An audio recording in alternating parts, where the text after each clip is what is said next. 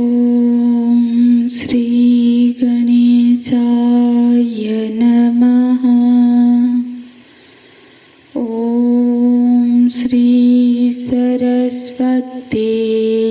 नमः। ओम श्री गुरुभ्यो नमः। श्लोक नंबर 41 से पाठ करेंगे। अधर्माविभवात् कृष्ण प्रदूष्यन्ति कुलस्त्रियः स्त्रीषु दुष्टासु वार्ष्णेय जायते वर्णसंकरः संकरो नरकायेव कुलज्ञानं कुलस्य च पतन्ति पितरो येषां लुप्तपिण्डोदकक्रियाः दोषैरेतैः कुलज्ञानं वर्णसंकरकारकैः उत्साद्यन्ते जातिधर्मः कुलधर्माश्च शाश्वताः कुलधर्माश्च शाश्वताः।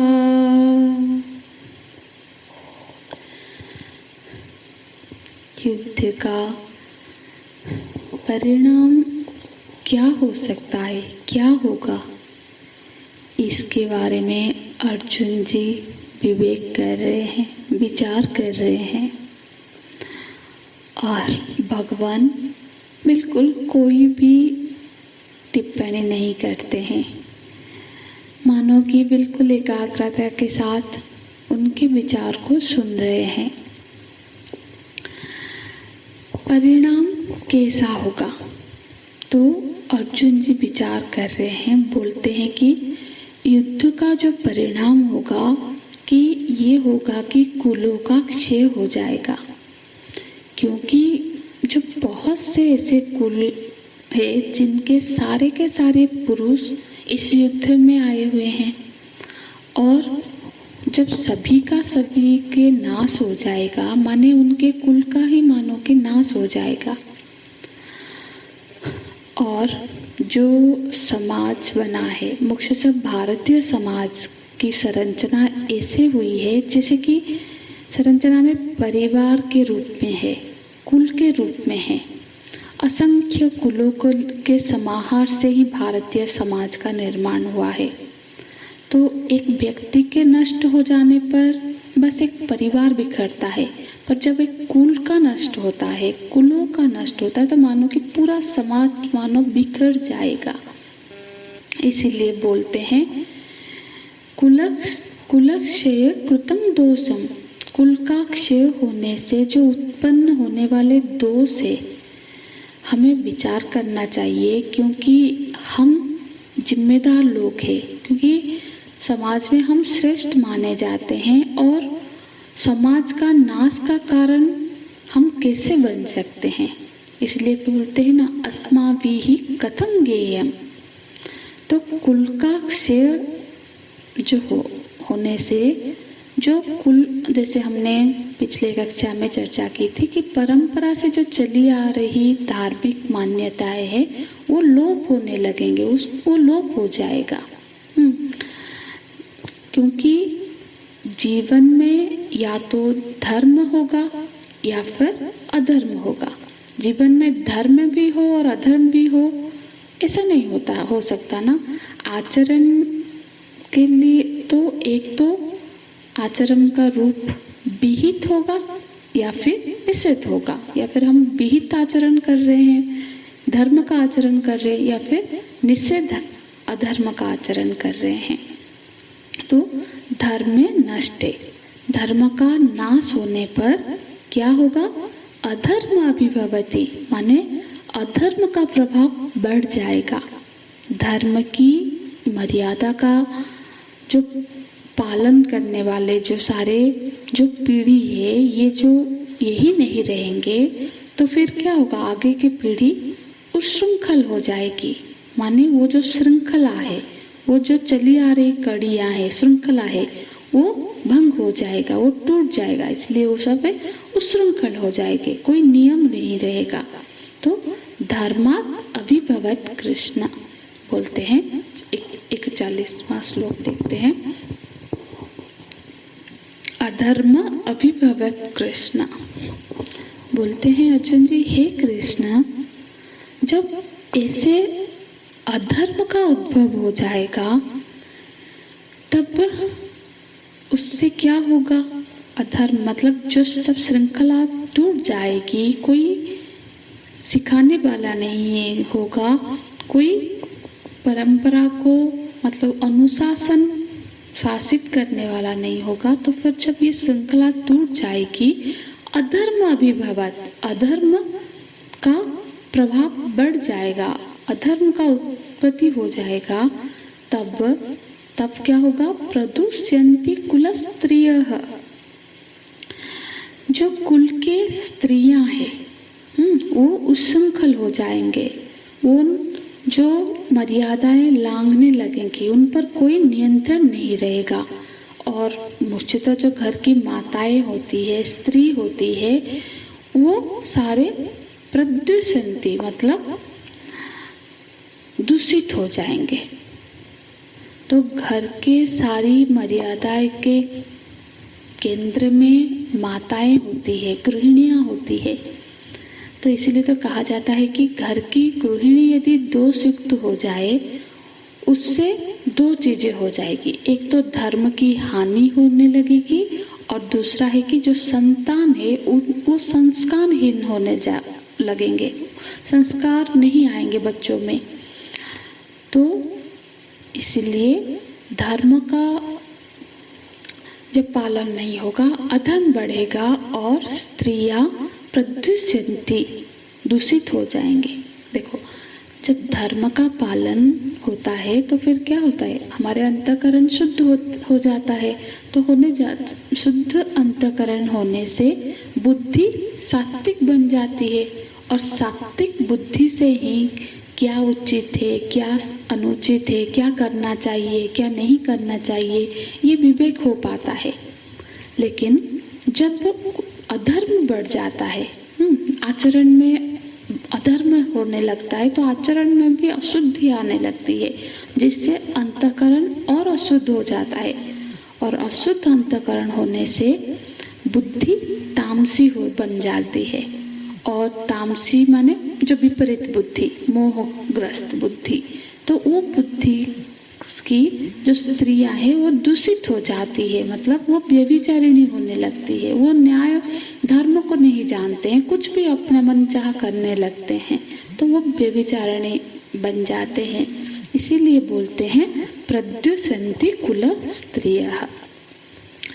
देखो, एक पुरुष जब दोष युक्त होता है तो उससे जितना हानि होती है ना, एक स्त्री दोष युक्त होती है तो उससे परिवार की, समाज की हानि अधिक होती है। हाँ, और इसीलिए बोलते स्त्रीषु दुष्टासु वार्ष्णेय। यहाँ वार्ष्णेय मतलब भगवान को संबोधन कर रहे हैं अर्जुन जी। हे वृष्टि वंशज, हे कान्हा, स्त्रीषु दुष्टासु, स्त्रियां अब दुष्टासु, दुष्टासु मतलब दोष युक्त हो जाएंगे। दुष्ट का अर्थ है दोष युक्त हो जाना। स्त्रियां दोष युक्त होने लगेंगी तो आगे इसका आगे परिणाम क्या होगा? जब स्त्रियों में दोष आ जाएगा तो फिर जायते वर्ण संकरः, तो वर्ण संकर संतानें पैदा होने लगेंगी। वर्ण संकर की पीढ़ियां, आगे की पीढ़ियां वर्ण संकर बन जाएंगी। वर्ण संकर मतलब जो पुरुष और स्त्री में दोनों के वर्ण अलग अलग हो जाते हैं। जो अलग अलग वर्ण के, जाति के, धर्म के उन जब हो जाते हैं तो उनसे जो संतान पैदा होती है उनको बोला जाता है वर्ण संकर संतान। और वर्ण संकर पीढ़ियां होने से वो जो संतानें होंगी वो क्या करेंगे? जो कुल की मर्यादा है वो सबको वो नहीं जानेंगे, पालन भी नहीं कर पाएंगे। तो फिर वो क्या करेंगे? कुल का जो पूरे कुल को नरक में ले जाने वाले होंगे, नरक में उनको ले जाने का हेतु बन जाएंगे। तो आगे के श्लोक में बोलते हैं संकरो नरका येव। तो ये जो संकरो मतलब ये जो वर्ण संकर संतानें हैं वो नरका येव, कुल को नरक की मुख कर देगी, मतलब कुल का पतन का कारण होगी। ना केवल अपना पतन का कारण होगी बल्कि वो जो पूर्व पुरुष है उनके भी पतन का कारण बन जाएगी। क्योंकि ये जो वर्ण संकर संतान पैदा होंगी वो क्या करेंगी, वो बोलते हैं कि कुलज्ञानम, मतलब कुलज्ञानम का अर्थ होता है जो जिन्होंने युद्ध में अपने ही कुल का संहार कर लिया है उनको कुलघाती, कुलज्ञाना कह रहे हैं।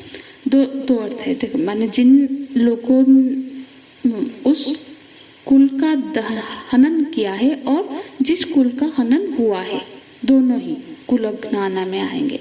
तो वो वर्ण संकर संतानें वो उनके नरक जाने का कारण बनती है। नरक का ही व्यक्ति तो स्वयं नरक का भागी बनेगा ही, साथ ही साथ उसके जो पूर्व पुरुष है उनको भी, उनके भी पतन का कारण बनेगा। हाँ, पतंती पितरो ये सम, जो पितर लोग हैं, जो सब पहले से उस वंश के लोग जो मृत्यु के बाद पितृलोक में है उनका भी पतन हो जाएगा। तो यहाँ पे ऐसा प्रश्न आ सकता है कि ये कैसा होगा, क्योंकि जिसको भी जो भी लोक मिला है वो तो उसके कर्म के हिसाब से मिला है। तो उसके आगे वाले पीढ़ियाँ यदि ऐसे पतित होती है, वर्ण संकर होती है, तो फिर उन पे इसका कैसे प्रभाव पड़ेगा। तो प्रभाव इस तरह से पड़ेगा क्योंकि जो वर्ण संकर होंगे तो वो क्या करेंगे, वर्ण संकर के द्वारा जो पिंड और पानी लुप्त पिंडोदक क्रिया लुप्त हो जाएगा। पिंडोदक क्रिया, पिंडो जो हम श्राद्ध में पिंड दिया जाता है, उदक, उदक मतलब जल दिया जाता है, तर्पण किया जाता है। तो जो श्राद्ध और तर्पण से जो सारा पितरों को मिलता था, उनको जो पिंड मिलता था, अब वो पिंड पाना नहीं मिलेगा। तो क्या होगा, जब जो पिंड मिलने से उनका पुण्य का प्रभाव से, उस पुण्य के प्रभाव से और जो उनके वंश में उनके जो अर्जित धन से वो सबसे जो पुण्य कर्म होता है वो सबके प्रभाव से वो उस लोक में रहते हैं जिस लोक में उनकी गति हुई है अपने कर्म के द्वारा। तो उस लोक में जब उनको ये पिंड पानी मिलना बंद हो जाता है तब उनका वहाँ से पतन हो जाता है, तब उनकी स्थिति वहाँ नहीं होती है, नहीं रहती है।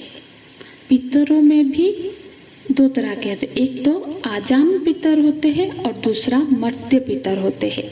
आजान माने जो उस लोक के वासी है, मतलब उस लोक में रहने वाले हैं, उन पे प्रभाव नहीं पड़ेगा। प्रभाव किस पे पड़ेगा, जो मर्त्य जो पितर है, जो मतलब जो मनुष्य लोक से मरकर अभी गए हैं, जो श्राद्ध तर्पण न मिलने से ये मर्त्य लोक मतलब मर्त्य वाले जो पितर है उनका पतन हो जाएगा। यहाँ पे ऐसा उसका व्याख्या कर रहे हैं कि उन लोगों का पतन हो जाएगा। तो पितृपुरुष का भी पतन के वो वर्ण संकर संतान कारण बनेंगे। लुप्त पिंडोदक, पिंड और उदक का लुप्त होने पर वो सबका मानो कि पतन हो जाएगा। तो यहाँ पे अर्जुन जी क्या क्या युद्ध के कैसे दुष्परिणाम होगा और उसकी क्या क्या होगी, मतलब ना कि वो समाज का हानि करेगा बल्कि पितरों का भी हानि करने वाला है। वो अपने दूरदृष्टि से भविष्य में होने वाली घटना को यहाँ पे भगवान के सामने अपने विचार उपस्थित कर रहे हैं। तो आगे के धर्म श्लोकों में भी यही विचार आगे बढ़ता है जो हम कल की कक्षा में देखेंगे। हरि ओम तत्सत। ओम पूर्णमदः पूर्णमिदं पूर्णात् पूर्णमुदच्यते पूर्णस्य पूर्णमादाय पूर्णमेवावशिष्यते। ओम शांति शांति शांति। हरिः ओम श्री गुरुभ्यो नमः हरिः ओम.